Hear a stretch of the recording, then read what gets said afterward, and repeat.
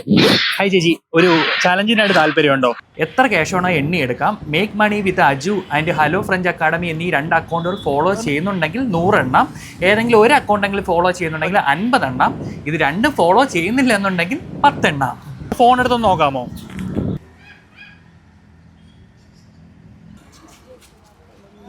ചേച്ചി ഫോളോ ചെയ്യുന്നില്ല.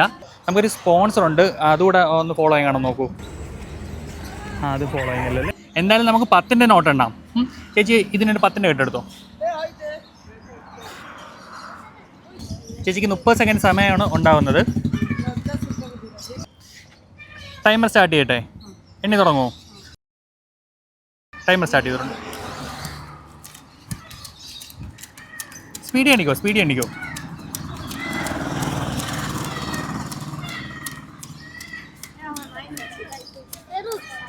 13 സെക്കൻഡായി. പെട്ടെന്ന് എണ്ണിക്കോ, നന്നായിട്ട് എണ്ണിക്കോ. 23